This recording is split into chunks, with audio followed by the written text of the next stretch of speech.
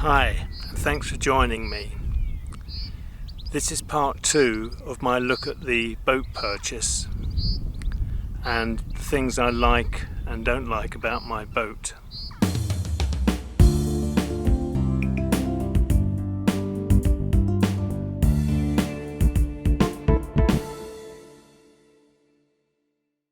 It's taken me a while to get down to this second part. I first had the idea of doing a video about things I like on the boat, 10 things or 20 things, and I sort of thought about it quite a lot. I didn't get anywhere with it. I think I was a little bit afraid of missing something out, some important item that I didn't think of, but someone else might have. So instead, I've done this 2-part film about buying the boat. That was in part 1. I talked about my 3 main parameters in looking for a boat, which was price, length of boat and style. They were the 3 things that I thought were most important. The 4th thing was the type of toilet, which is either pump out or cassette, or possibly a composting toilet. There is a 5th thing which wasn't high in my list of concerns, which is the engine. I didn't mention the engine at all in the first part. My boat has a Barras Shires 35 horsepower engine, which is fine for me, but I know some people will look for a boat, particularly a vintage or classic style of boat, and they will want a vintage engine to go in it. Maybe a Gardner or Lister Petter McLaren. There are various different types of engine available. I'm no expert on engines, so I'm not going to talk about them, but I thought I should just mention that the engine wasn't a prime concern. Some people might go out looking for a boat and want a Gardner engine, and they will only look at boats with Gardner engines, but I wasn't like that. I was very open-minded, expecting to buy a modern boat with a modern diesel engine. So I'm going to start this talk at the bow of the boat and let you know the things I like and don't like about the boat. Now, when I was looking for a boat, I was hoping to get a boat that would have some nice doors in the front of the boat, glazed doors going out into a lovely cratch area which one could sit in and use as another room virtually. That didn't actually happen. The boat I bought has a single solid door that goes into a very small cratch area, which quite frankly is not very practical for sitting in. Yes, a visitor or someone on the boat, member of crew or whatever, could sit there when we were cruising, and it would be lovely to do so. I mean, I've done it with someone else steering and it is very nice. But as a cratch, it's not very practical. It's very short and stubby. The actual point of the bow is very short. Sometimes where my pointy bow is, you actually have the gas locker. And the gas locker in the bow can be very awkward because you tend to have to put one bottle of gas in and slide it to the side and then put the other one in. The opening to the locker isn't wide enough generally to take 2 bottles. But my gas locker is on the stern, so I will come back to that later. But my cratch cover, my well deck I suppose one should say, is very small, and it starts turning in from the straight of the boat. So the boat comes along, then it turns in, so that point is a bit of a reach over. A lot of boats you can get into their well deck sort of virtually parallel to the jetty or the bank or whatever, but I can't do that with my boat. So I have a very small well deck, which I find to be a bit of a disadvantage. But I make up for that with extra space in the boat. That's what you have to think about in the length of the boat. My boat is 45 foot long and it seems to have a lot of space inside it. I'll come to that a bit later, because I'm going to look at the bow, then the sort of middle of the boat, the stern, then we'll look inside the boat at the things I like and don't like. So back to the bow. One thing I think is very important is draining your well deck. I see some boats with tiny little drains like this, very small indeed, and I think, is that really going to drain any excess water that gets into the well deck? Now the well deck can get, well, I won't say full of water, but it can get water into it. If there's no cratch cover and it rains, water can collect. If you're going through locks in particular, where lock gates leak very often, the water will spray over the front of the boat. If there's no cratch cover, it will go into the well deck. Now I'm quite fortunate with my boat in that there are two quite large semicircular drains, and this was something I was actually looking for in buying a boat. It was one of the things in the back of my mind that I should consider. But having said that, we need to talk about the bilge. I don't know a lot about bilges, but I do understand you can have a wet bilge or a dry bilge. Now my boat, I believe, is of the dry bilge type, in that there's a bulkhead at the back of the boat between the cruising deck and the actual cabin, and that bulkhead goes straight down to the base plate. There are no holes in it. Other boats have what they call is a wet bilge, and the wet bilge, I believe, drains underneath the flooring inside the boat. It drains to the back of the boat, and you can't always tell very easily when you're on a well deck how it will drain. But I do think it's an important consideration, and one that you need to bear in mind. If water gets into the well deck, where is it going to go? How is it going to disappear? So that is one thing to be thought about. The other thing I liked about my boat is the anchor point, already there mounted. Now I've recently produced a video about the anchor, and it was suggested that maybe the anchor point isn't as strong as it should be, and it would be best to tie the anchor off to the cleat, and I think that is probably sound advice. But nevertheless, the anchor point was there, so it has been thought about, and it's quite a useful facility. Now I've always found it very difficult to stretch over to the central cleat, because it's awkward to stand in my well deck and attend to it, so you tend to do it from the bank, and if you're not careful you could slip and have an accident. So I have fitted two extra cleats, one on either side. They're only small cleats. I would have preferred to have larger cleats, but the larger ones required 4 screws, and I wasn't certain whether they'd work very well, the cleats that I put on, and I thought, the way I've done it, I've only drilled one hole in the boat, and I thought if they don't work and I need to take them out, I can just put a grommet in where the hole is. So the cleats are smaller than standard, but I found them very useful. They do the job I want them to do, and that's what's important to me. The other thing to note about the front of the boat is that is where the water tank is. The water tank is actually formed by the base plate of the boat, the sides and a bulkhead, and the well deck provides the top cover to it, and set in the well deck is an access hatch. My water tank holds 150 gallons, which is quite a lot of water, and it also acts as ballast to the front of the boat to keep it more level. Now I did quite a detailed video on cleaning out the water tank, and I'll put a link to that below, just in case anyone is interested in how to go about that and the materials to use to make sure the job is done properly. The other thing I like about my boat is the fact that there is a cratch cover. It was already on the boat when I bought it, and it's good to have that area. I use it as a store. I store my painting brushes and paints and stuff like that in there, so as I say, it's not much use otherwise. It's not really a good area to sit out in, but it is a handy place to store things away. Walking down the boat, the other thing I was looking for was to get a wide gunnel.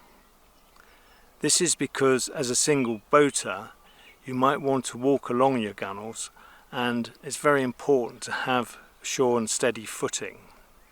This footage was taken at the end of the Ashby Canal in the turning circle. Some boats have a very narrow strip for their gunnels, and I didn't really want that. In fact, the first boat I looked at was rather narrow, and it was one of the things that made me and ah a little bit about buying that particular boat. So I'm quite pleased with the depth of the gunnels, but that creates another problem in that I'm losing some width inside the boat. I don't think I appreciated how much width I was losing, but I did compare with a fellow boater, and my boat is 4 inches narrower inside from the sort of gunnel point to point than his boat, which is 4 inches is about 10 centimetres. That may not sound a lot, but I think when you look down a boat, that extra width would make all the difference. So, as I said in the first part, there are pluses. When you get a plus, there's sometimes a negative, and the negative to having the wider gunnels is the width of the boat inside isn't so good. The other thing I like about my boat is it's got proper grip handrails. I think this is quite important because when you are walking along the side of the boat, you've got something firm you can hold on to, you can actually grip onto it, and to me that is essential.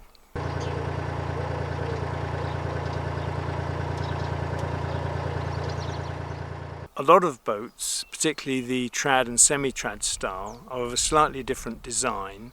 It's not often you see those with a handrail. They have the sides of the boat sort of extend up and there's a sort of lip and you sort of grab onto the lip.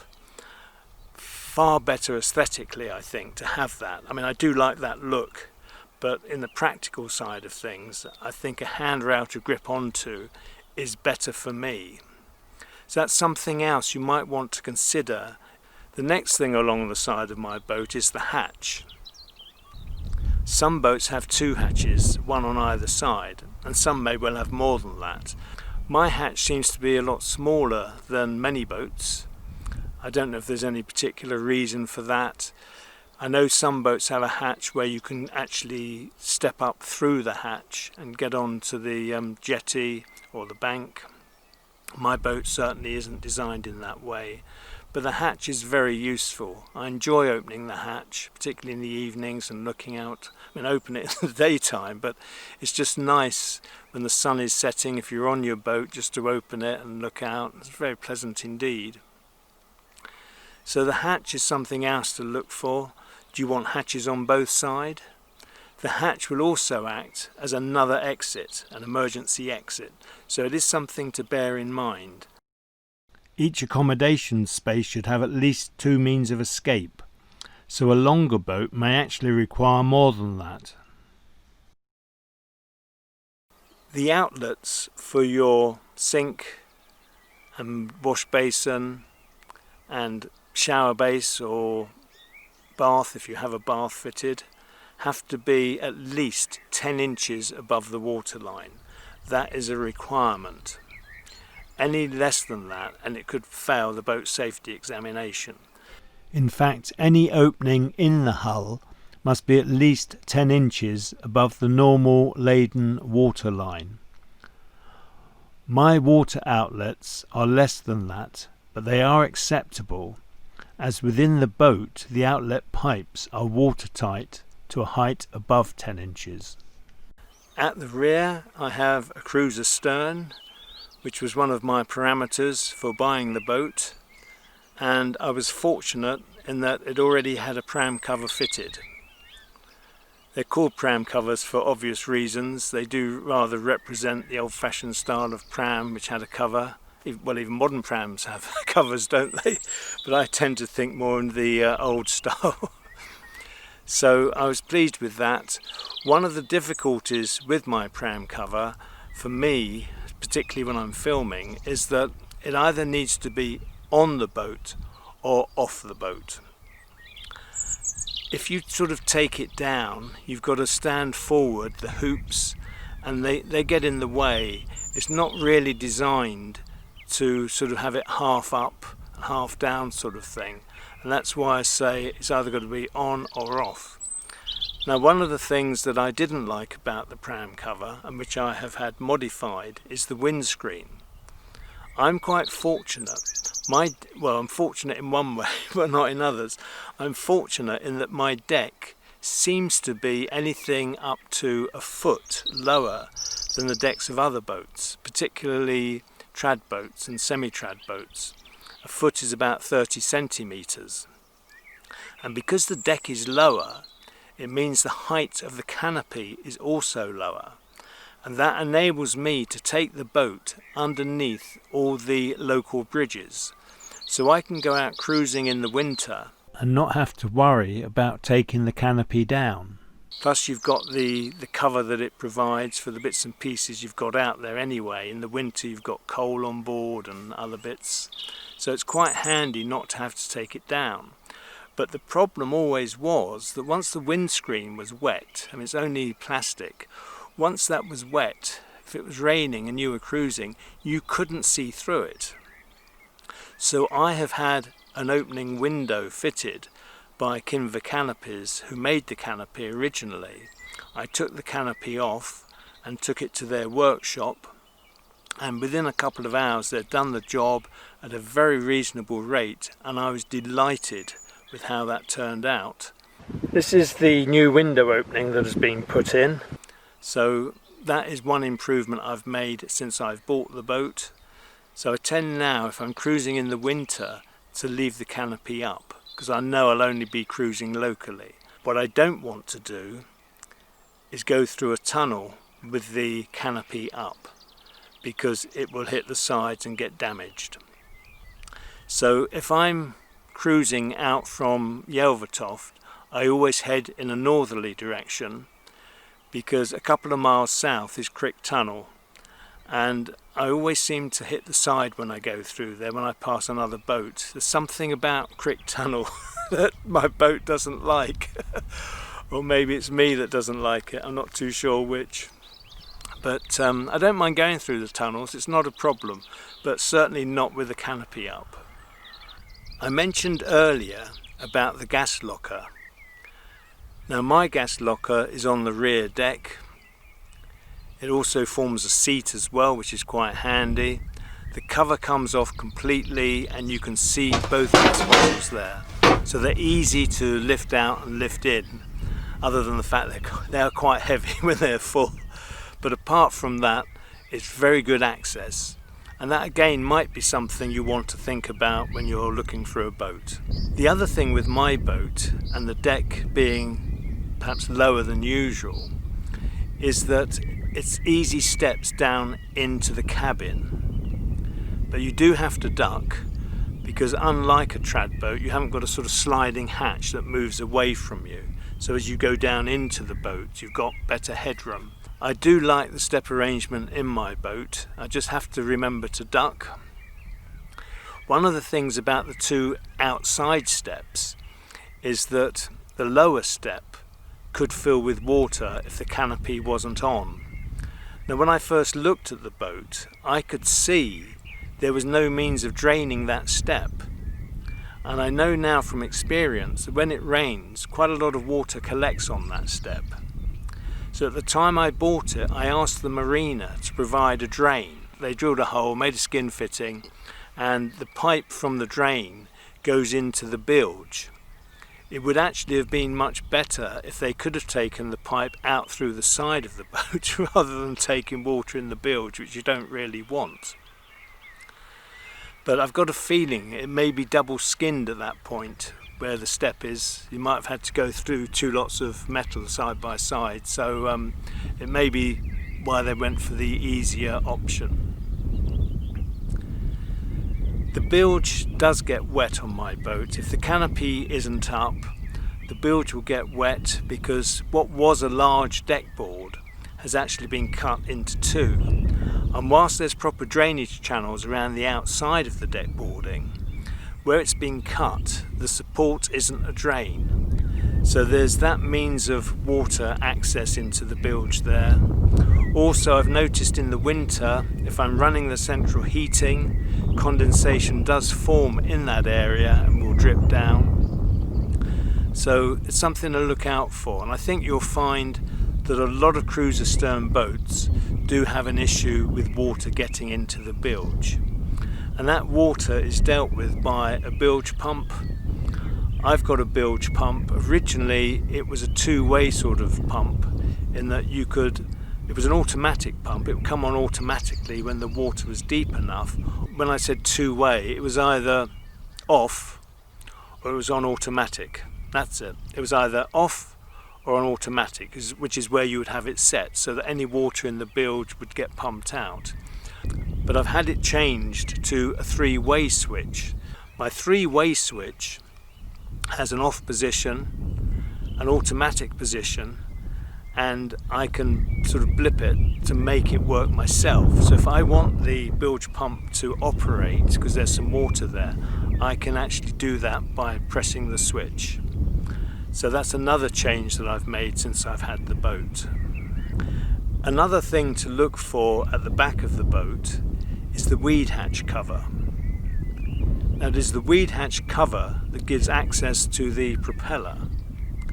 And sometimes when you're travelling, particularly if you're travelling through dirty water in that there's been a lot of detritus in it, it could be stuff that's been thrown in, plastic bags, all sorts of stuff finishes up in the canals, which it shouldn't, but it does, and all sorts of stuff can get wrapped around your prop. And if that happens, you will know straight away, because your tiller arm will bounce about like crazy. My bouncer's back with the tiller handle. I think I'm going to have to stop now and look at that. So if that happens, you need good access to get down to the prop. So the weed hatch cover needs to be accessible. On my boat, it is beautifully accessible. This was another of my parameters in looking for a boat with good access to the weed hatch. And I have been into the weed hatch whilst I've been cruising, and you would have seen that in some of my videos. Let's see what I can feel down there. So coming inside the boat now, I've already said there's reasonable access into the boat down the steps. The thing I was actually going to mention about the steps was that in some boats, where the deck is high and you're coming into the cabin, you have more like what I would call ladder steps. There could be 4 or 5 of them, and personally I don't find those too easy to negotiate. Easier to come up and out rather than to go in. More chance of tripping, I would say, if you're going down into the boat. As you come down from the stern into my boat, there's a little wardrobe recess, then you've got the bed, then you've got the shower, a wardrobe, then you've got the small galley, a Pullman dinette, and then the saloon area. But starting generally with the cabin interior, first thing I will say is it's got central heating, which is great. I'm not sure that central heating was a prime consideration, but I was very pleased that it was on the boat, and I have used it. I use it in the winter because I use a mix of having the fire on and having the heating on. Depends how cold it is and that sort of thing. But I have 4 radiators.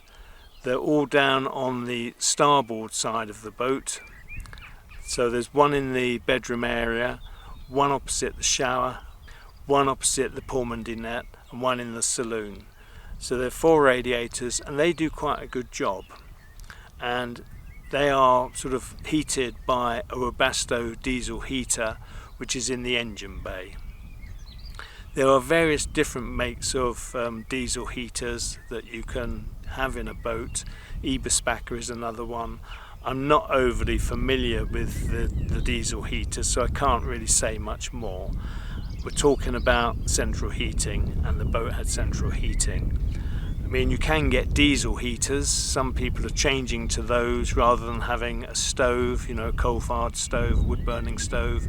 Some people are preferring to have a diesel heater now because they're so much cleaner.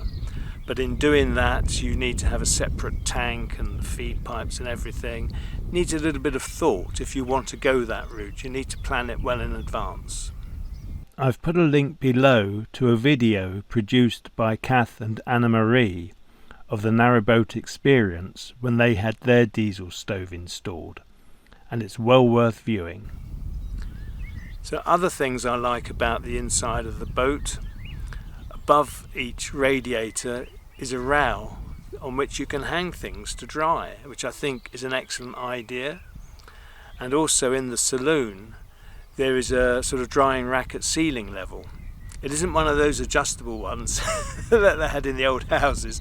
It is fixed, but it is above the stove area and close to the radiator, so that's very handy. One of the dislikes about the inside is the shower room is so small. Now, I have covered this before in several videos. The first video I did about this was me putting up a new shower curtain, because the shower tray base was so small. When you were in it, the curtain was clinging to your body. So I put a new curtain rail around, which was set out a little bit, which gives more space and stops the shower curtain from clinging.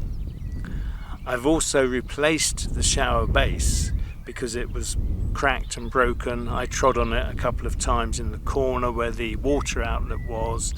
I damaged it such that it had to be replaced. First time I did it, I did a repair. Second time it was, well, I did another repair, but it didn't really work. And again, I'll put a link to that down below in case you're interested in looking at me replacing the shower tray. The wash basin is fine, the position of the toilet is fine. When the boat was built, it had a Thetford cassette flushing toilet. It would flush water into the basin and into the bowl of the toilet.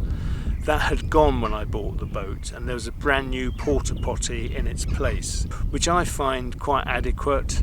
I can move it around. The other one was sort of fixed and not always that easy. I've got one like that in my camper van, so I do know what they're like. With the porta potty, you can bring it forward or move it side to side to suit yourself. And if there's more than one of you on the boat, you might want it positioned slightly differently. So although not very attractive to look at or anything, I find it okay. Then of course I'm not paying to have a pump out, and when it's full I can empty it at no cost, and that is important as well, I think. Do you notice anything missing from the sink? Look again at the basin. There is no overflow on the sink, so if a tap was left running, the sink would overflow, so beware.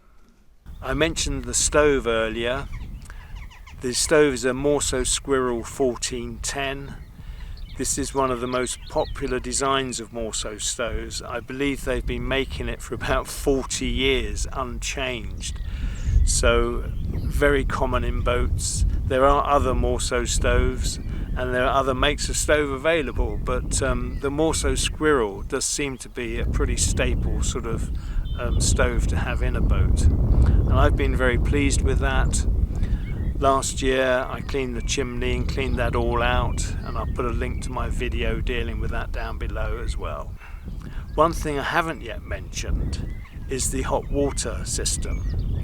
When I bought the boat, the hot water cylinder, or calorifier as they call it on a boat, was in the engine bay. It was a small dumpy one with insulation on the outside of it. Well, that turned out to be cracked, so that was replaced with a modern cylinder of larger capacity, a taller cylinder, but not so wide in diameter, and that has gone into the back of my wardrobe, which is a good place to have it. It's far better to have that in the cabin than outside in the freezing cold, and that's worked very well, particularly in the winter. If I take a shirt out of there, it's sort of warm and it's very pleasant to put on, I have to say.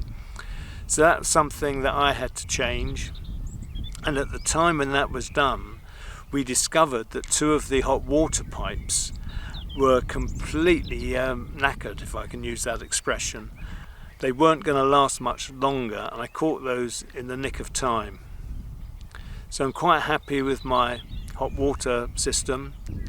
Having had the new hot water cylinder fitted, I subsequently had accumulators fitted, one on the hot supply and one on the cold supply. This saves the pump from running all the time. If you don't have an accumulator, when you turn your tap on, the pump is going to run.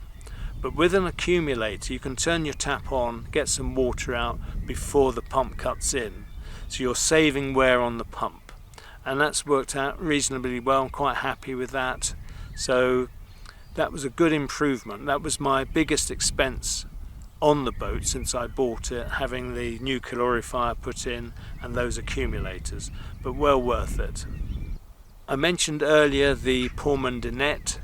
That was something I was looking for in a boat.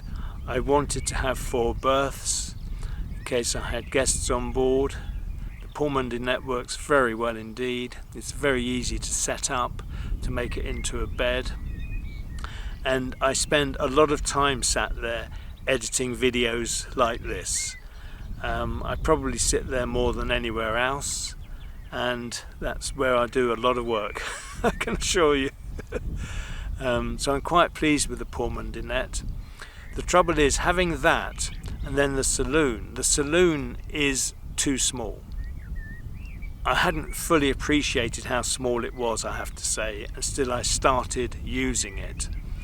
The way the stove is fitted in at an angle in the corner backing onto the Pram dinette makes the space of the saloon very awkward, because in one corner you've got the steps down from the well deck, then adjacent to that you've got the cupboard on which my television sits, and then you've got the floor space of the saloon. But there's also a bookcase there and a radiator. It does make that space a little bit awkward. You can't fit in a sofa bed there because the space isn't long enough. Because I keep looking at the internal layout of the boat and thinking, could I change it? Could I improve it? And if I was doing that, I'd need to get rid of the Pram dinette. But the position of the stove makes changing the boat inside very difficult indeed. So I'm going to leave that alone. But one of the thoughts I had, I suppose, was that if the Pram dinette wasn't there in the way that it is, I could have a larger galley area, and I could have a dining area for 2 people rather than 4 people. If I was going that route to change things, I would definitely want to have another double berth, which I just cannot fit into the saloon area. Now my boat is 45 feet long, and for that length it has a lot fitted into it.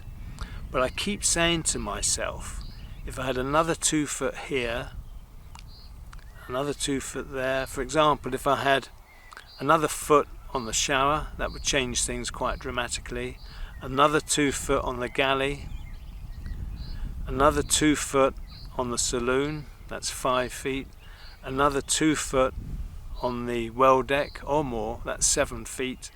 I'm now up to 52 feet. So I've come to the conclusion that a good size of boat for me would probably be somewhere between 52 and 57 feet.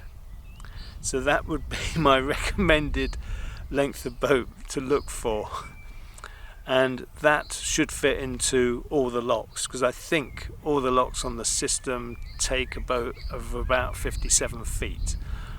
So anything bigger than that, then you can't go everywhere on the system. What I've forgotten to mention about the central heating was that it had a Webasto programmer, whereby you could only have 3 different times to turn it on, and you could select those times, but you couldn't turn it off. So, if you wanted the heating to come on for a period and go off whilst you weren't on the boat, you couldn't do that. And I changed that by buying a different program, something that had been adapted for use on the boat. So I now have a programmer on the boat where there are 4 different programs for each day, so you can go on and off 4 times in the day, 7 days a week. It doesn't have full functionality, but it's a lot better than just having 3 selected times when you can switch your heating on. The boat mainly has ceiling light fittings, and they had those 12-volt bulbs that you get on cars, and I've changed all of those to LED lights. LED lights use next to nothing in terms of power, and they're a fantastic thing to have. It was one of the first things I did actually, was to change the lighting. I bought those whilst I was still at Wilton. I've not discussed costs of the boat. The main costs, obviously, if you are in a marina, you've got a mooring cost.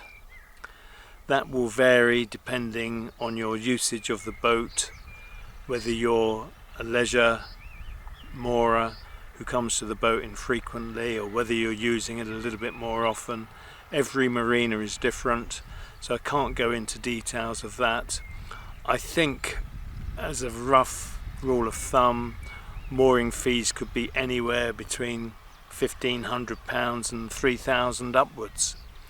It's in that sort of bracket, I would say, generally. The other costs that you have with the boat is your license, your Canal and River Trust license. There are two sorts of licenses. One is for canals and rivers, and one is just for rivers.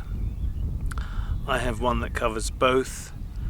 You pay for your license by length, and you get a discount if you pay in advance and that sort of thing. They have actually reduced the discount in recent years, which isn't very good, but there you go. My boat is around the £800 mark, but there is a detailed chart that you can work out what the cost of a boat would be, and you can find that on the Canal and River Trust website if you're interested in that. The other two costs with the boat are insurance.